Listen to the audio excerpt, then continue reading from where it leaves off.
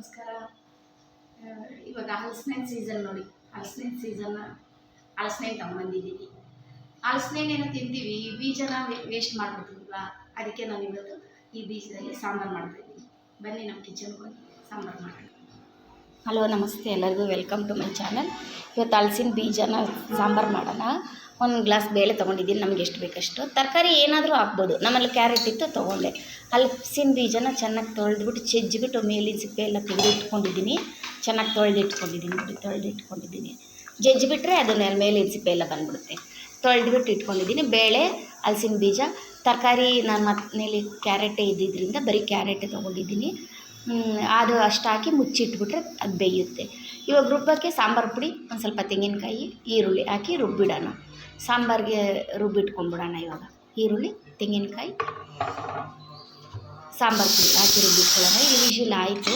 ಇದರೊಳಗಡೆ ಟೊಮೊಟೊ ಹಾಕಿರ್ತೀನಲ್ಲ, ಅದು ತೆಗೆದುಕೊಂಡು ಅದನ್ನು ಹಾಕಿ ರುಬ್ಕೊಳ್ಳೋಣ. ನಾನು ಹಂಗೆ ಉಂಡುಂಡೆ ಟೊಮೊಟೊ ಹಾಕ್ಬಿಡ್ತೀನಿ ಇದರೊಳಗಡೆ.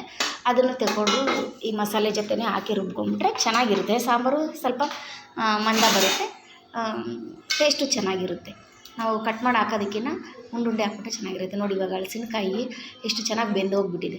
ಇದಕ್ಕೆ ಬದನೆಕಾಯಿ ಎಲ್ಲ ಹಾಕ್ಬೋದು, ನೌಕೋಲು ಎಲ್ಲ ನಮ್ಮನೇಲಿ ಇರಲಿಲ್ಲ. ಆಲೂಗೆಡ್ಡೆ ಒಂದು ಬೇಡ, ಆಲೂಗೆಡ್ಡೆ ಯಾಕಂದರೆ ಹಲಸಿನ ಬೀಜನೂ ಆಲೂಗೆಡ್ಡೆನೂ ಒಂದೇ ಥರ ಟೇಸ್ಟ್ ಇರುತ್ತೆ. ನೋಡಿ ಇವಾಗ ಇದನ್ನು ಮಸಾಲೆ ರುಬ್ಕೊಂಬಂದಿದ್ದೀನಿ. ಒಗ್ಗರಣೆ ಮಾಡಿಬಿಡ್ತಾ ಇದ್ದೀನಿ.